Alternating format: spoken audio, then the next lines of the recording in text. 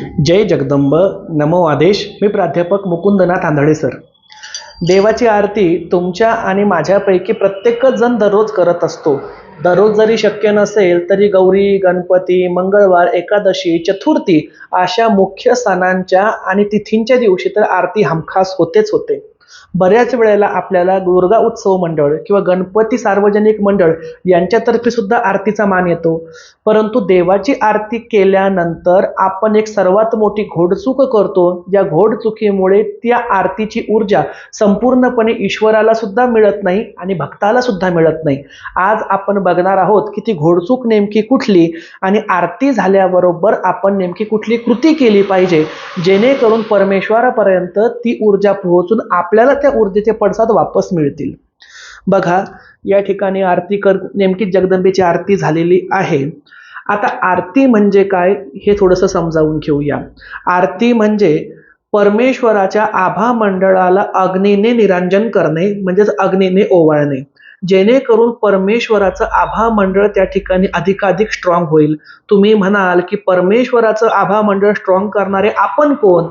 तर बघा, परमेश्वराचं आभा मंडळ स्ट्रॉंग करण्याची ऐपत किंवा कुवत भक्तात नाही, परंतु मूर्तीमध्ये जे चैतन्य आहे, मूर्तीमधल्या चैतन्याला, मूर्तीच्या आभा मंडळाला क्लीन करण्यासाठीच त्या ठिकाणी आरती ओवाळली जात असते। परंतु आपण जेव्हा देवाची आरती ओवाळतो, ती आरती ओवाळल्यावर आपण देवाला ती आरती अशा पद्धतीनुसार देतो, म्हणजे देवाला तिचं अर्घ्य देतो आणि देवाला आरती देऊन झाली की आपण थेट सर्व घरचे लोक तिच्यावरून हात फिरवून स्वतःच्या डोक्यावरून त्या आरतीचा आशीर्वाद घेत असतो। परंतु खरी कृती अशी हवी, जेव्हा आपण देवाला ओवाळून झालं रे झालं की ही आरती आपण 2 सेकंदासाठी हातातच ठेवावी आणि इकडे बघा, एका पळीमध्ये मी पाणी घेतलेलं आहे आणि या आरतीला आपण पाणी फिरवावं। मग या ठिकाणी आपण दीप आरती समर्पयामी किंवा कर्पूर आरती समर्पयामी असं म्हणून त्याला एक वेळेला पूर्ण वर्तुळाकार पद्धतीनुसार क्लॉकवाईज पाणी फिरवावं।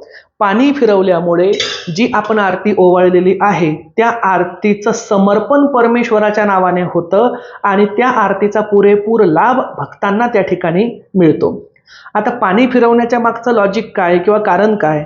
बघा, ईश्वराला आपण कुठलीही वस्तू जर अर्पण करत असू, फळं असो, फुलं असो, ओटी असो, एखादी भेटवस्तू असो, तर त्या ठिकाणी दान म्हणून आपल्याला भटजी बुवा किंवा पुरोहित वर्ग हातावरून पाणी सोडायला सांगतात।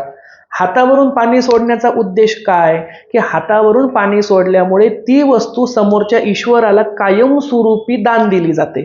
तसंच जेव्हा आपण आरती ओवाळतो, ही आरती सुद्धा आपण जेव्हा कापुराला किंवा दिवाला पाणी फिरवतो, म्हणजेच ती आरती आपण संपूर्णपणे ईश्वरालाच दिली आहे, ईश्वरासाठीच केली आहे आणि त्यामुळे त्या आरतीवरती भक्तांचा अधिकार नसून ईश्वरीय ऊर्जेचा अधिकार आहे, असा त्या ठिकाणी त्याचा अर्थ होतो।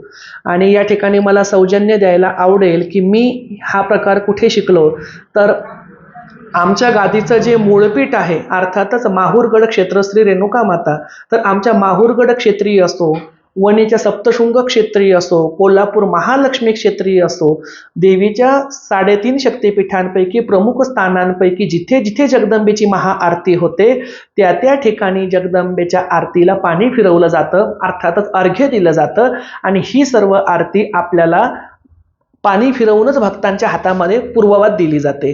तर इथून पुढे कुठल्याही देवाची आरती करताना हा नियम चुकवू नका।